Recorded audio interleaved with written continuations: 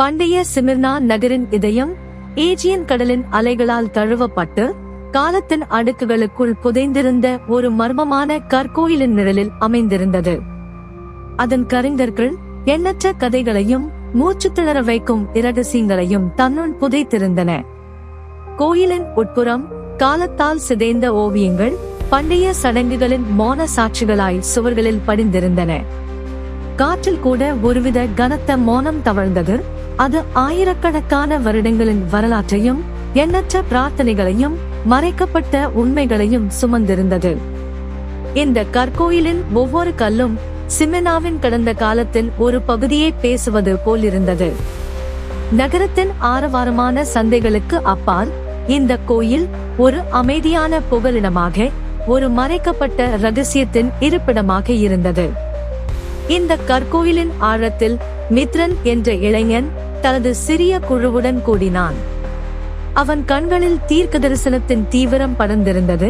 அவரது குரலில் நம்பிக்கை கலந்த ஒருவித உறுதியும் அதே சமயம் ஆழ்ந்த கவலையும் இழையோடியது. மித்ரன் தனது இளம் வயதிலேயே தெய்வீக ஞானத்தின் ஒரு அரிய பரிசை பெற்றிருந்தான். அவன் தனது குழுவினருக்கு ஒரு வழிகாட்டியாகவும் ஒரு தந்தையாகவும் இருந்தான். அவனது குழுவினர் மித்ரனின் ஒவ்வொரு வார்த்தையையும் கவனமாக கேட்டனர். அவர்களின் முகங்களில் நம்பிக்கை கலந்த அச்சம் தெளிவாக தெரிந்தது. அவர்கள் அனைவரும் தங்கள் எளிய வாழ்க்கையில் தங்கள் விசுவாசத்தில் ஆழமாக வேரூன்றியிருந்தனர். அவர்கள் இந்த உலகத்தின் செல்வங்களை நாடாமல் ஆவிக்குரிய பொக்கிஷங்களையே தங்கள் உண்மையான சொத்தாக கருதினர். மித்ரனும் அவரது சகாக்களும் முதலும் முடிவும் ஆனவர், இரந்தும் வாழ்பவர் என்று அவர்கள் அழைத்த ஒருவரை, அதாவது இயேசு கிறிஸ்துவை முழுமையாக நம்பினர். அவர்களின் விசுவாசம் நகரத்தின் செல்வந்தர்களும் அதிகாரமிக்கவர்களும் தங்களே யூதர்கள் என்று கூறிக்கொண்ட ஒரு சதித்திட்ட குழுவினரும் அவர்களை விரோதத்துடன் பார்க்க வைத்தது. இந்த குழு நகரத்தின் வியாபார மையங்களையும் அரசியல் அதிகாரத்தையும் தங்கள் கட்டுப்பாட்டில் வைத்திருந்தது. அவர்களின் செல்வாக்கு சிமிர்னாவின் ஒவ்வொரு சந்திலும் ஒவ்வொரு வீட்டிலும் பரவியிருந்தது. அவர்கள் தங்கள் அதிகாரத்தை பயன்படுத்தி மித்ரனின் குழுவினரை துன்புறுத்தினர்.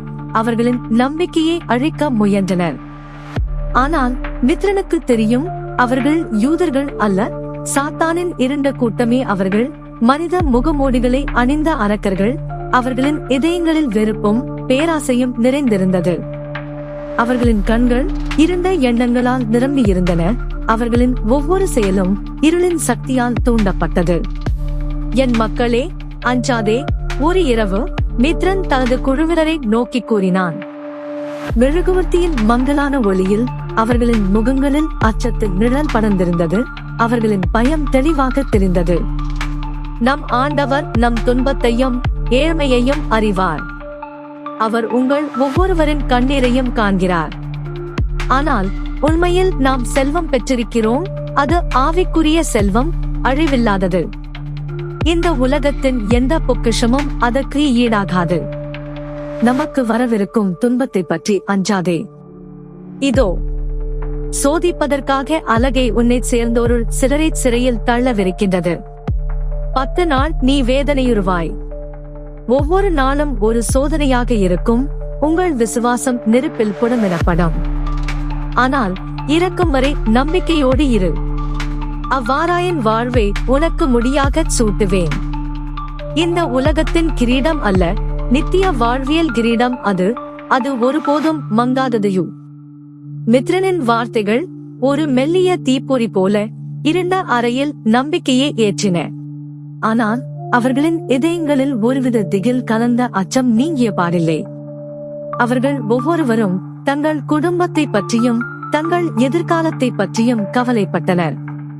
அவர்களின் கண்களில் கண்ணீர் மல்கியது. ஆனால் அவர்கள் ஒருவருக்கொருவர் ஆறுதல் அளித்துக் கொண்டனர். அவர்கள் தங்கள் விசுவாசத்தில் உறுதியாக இருக்க வேண்டும் என்பதை அறிந்திருந்தனர். அடுத்த நாள் நகரமே ஒருவித பதற்றத்தில் மூழ்கியிருந்தது. ஒருவித அமைதியற்ற காற்று வீசியது. அது ஒரு பெரும் புயலின் வருகையை உணர்த்துவது போல. சாத்தானின் கூட்டாளிகளால் தூண்டப்பட்ட காவலர்கள் வீதிகளில் ரோந்து வந்தனர். அவர்களின் கண்களில் குரூரம் மின்னியது. அவர்களின் கைகளில் கூரிய வாள்கள் மின்னின, சூரிய ஒளியில் அவை படபடத்தன. மித்ரனின் குழுவில் இருந்த பலரை, குறிப்பாக அன்னை மரியாள் என்ற இளம் பெண்ணை அவர்கள் குறிவைத்தனர். மரியாள் மென்மையான இதயமும் உறுதியான விசுவாசமும் கொண்டவள். அவளது நீண்ட கருமையான கூந்தல் அவளது முகத்தை சுற்றிலும் படர்ந்திருந்தது. அவளது கண்கள் கருணையும் அன்பும் நிறைந்திருந்தன.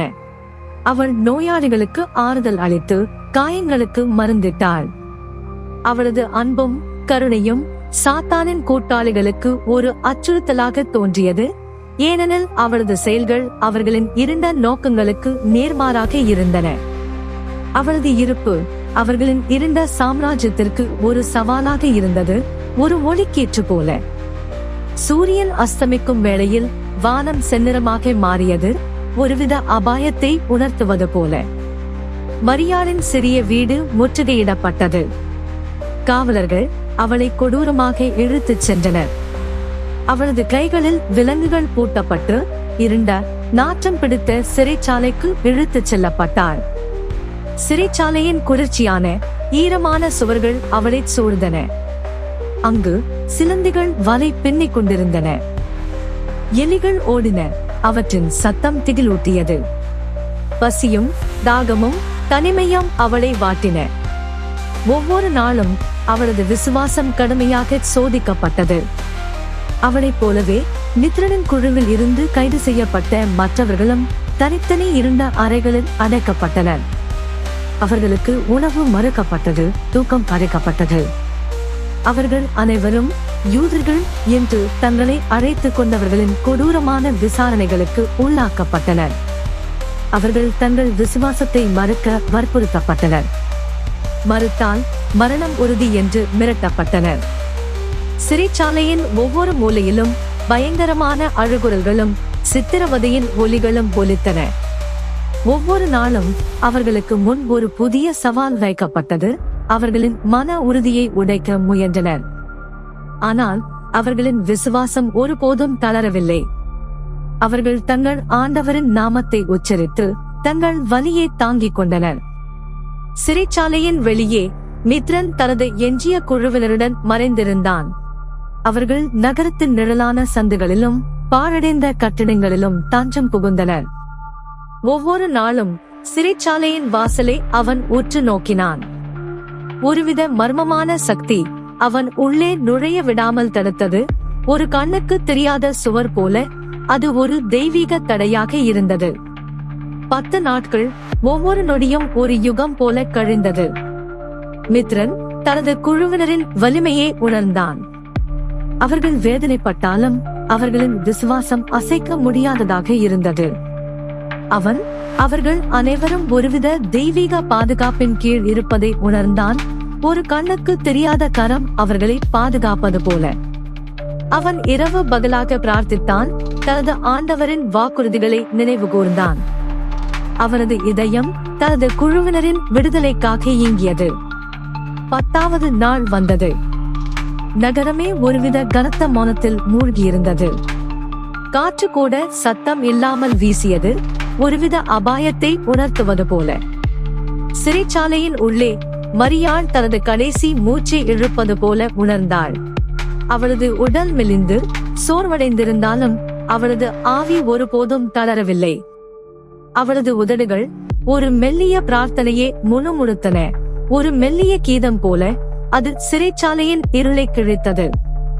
திடீரென்று ஒரு மெல்லிய சத்தம். சிறைச்சாலையின் இரும்பு கதவுகள் யாரும் தள்ளாமலே ஒருவித மர்மமான ஒளியுடன் திறந்தன. ஒரு நீல நிற ஒளி இருண்ட அறையை நிரப்பியது. அது ஒரு தெய்வீக பிரகாசம் போல் இருந்தது. காவலர்கள் ஒருவித அதிர்ச்சியுடன் பின்வாங்கினர்.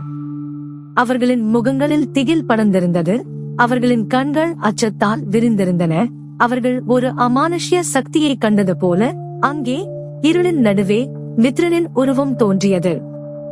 அவன் ஒரு நிழல் போல உள்ளே நுழைந்தான். அவனது கால்கள் தரையை தொடாதது போல தோன்றியது. அவனது கண்களில் ஒருவித தெய்வீக ஒளி பிரகாசித்தது. அது சிறைச்சாலையின் இருளை கிழித்தது. ஒவ்வொரு இருண்ட மூலையையும் ஒளிரச் செய்தது. மரியாள், நாம் வெற்றி பெற்றோம், மித்ரன் அவளை அணைத்துக் கொண்டான். அவனது குரலில் அன்பு கலந்த ஒருவித ஆச்சரியம் இருந்தது. அது மரியாளின் காதுகளில் தேன் போல ஒலித்தது. அவளது ஆன்மாவை தொட்டது. அவளுக்கு ஒரு புதிய வாழ்வை அளித்தது. உன் விசுவாசம் மரணத்தை வென்றது. இரண்டாம் மரணம் உன்னை தீண்டவே தீண்டாதியும். மரியாள் மித்ரனின் கைகளில் பாதுகாப்பாக உணர்ந்தாள். அவளது உடல் பலவீனமாக இருந்தாலும் அவளது ஆவி புதுப்பிக்கப்பட்டது. அவளைப் போலவே கைது செய்யப்பட்ட மற்றவர்களும் மர்மமான முறையில் விடுவிக்கப்பட்டனர். அவர்களின் முகங்களில் வலியின் தடயங்கள் இருந்தாலும் ஒருவித தெய்வீக அமைதி குடிகொண்டிருந்தது. அவர்கள் அனைவரும் ஒரு புதிய பிறப்பை பெற்றது போல உணர்ந்தனர். தங்கள் விசுவாசத்தின் வலிமையை உணர்ந்தனர். சாத்தானின் கூட்டாளிகள் தங்களின் சதித்திட்டம் தோல்வியடைந்ததால் ஆத்திரமடைந்தனர். அவர்களின் முகங்களில் திகில் படர்ந்திருந்தது. அவர்களின் கண்கள் கோபத்தால் சிவந்திருந்தன. அவர்களின் திட்டங்கள் அனைத்தும் சிதைந்து விட்டன. அவர்கள் சிமெனாவில் தங்கள் பிடியை இழக்கத் தொடங்கினர். மித்ரனும் அவரது விசுவாசமிக்க குழுவும் இந்த அனுபவத்தால் மேலும் பலமடைந்தனர். அவர்கள் மறைந்திருந்து சிமெனாவில் தங்கள் நம்பிக்கையை பரப்பினர். அவர்களின் அன்பு, விடாமுயற்சி மற்றும் அசைக்க முடியாத விசுவாசம் இருளின் பிடியிலிருந்து நகரத்தை விடுவிக்கும் என்ற நம்பிக்கை துளிர்விட்டது. அவர்களின் கதை ஒரு புதிய சகாப்தத்தின் தொடக்கமாக மாறியது. சிமெனாவின் இருண்ட வரலாற்றில் ஒரு புதிய அத்தியாயம். சிமெனா ஒரு காலத்தில் துன்பத்தின் நகரமாக இருந்தது. இப்போது விசுவாசத்தின் ஒளியால் பிரகாசிக்கத் தொடங்கியது. அந்த கற்கோயில் ஒரு காலத்தில் மறைந்திருந்த இரகசியங்களின் புகலிடமாக இருந்தது. இப்போது நம்பிக்கையின் கலங்கரை விளக்கமாக மாறியது. இரண்டாம் மரணம் என்பது ஆவிக்குரிய மரணத்தையும் நித்திய அழிவையும் குறிக்கும் என்பதை அவர்கள் புரிந்து கொண்டனர். தங்கள் விசுவாசத்தால் அவர்கள் அந்த அழிவிலிருந்து தப்பித்து வாழ்வியல் கிரீடத்தை பெற்றனர். அவர்களின் கதை சிமெனாவின் இருந்த இரகசியங்களுக்குள் புதைந்திருந்த ஒரு நம்பிக்கையின் பாடலாக தலைமுறை தலைமுறையாக பேசப்பட்டது. அவர்களின் தியாகம், அன்பின் சக்தி மற்றும் அசைக்க முடியாத விசுவாசத்தின் ஒரு நித்திய சான்றாக நிலைத்தது. சிமெனாவின் மக்கள் மித்ரனின் குழுவின் கதையே ஒரு புராணக்கதை போல தங்கள் குழந்தைகளுக்கு சொல்லத் தொடங்கினர். அது அவர்களுக்கு நம்பிக்கையையும் தைரியத்தையும் அளித்தது.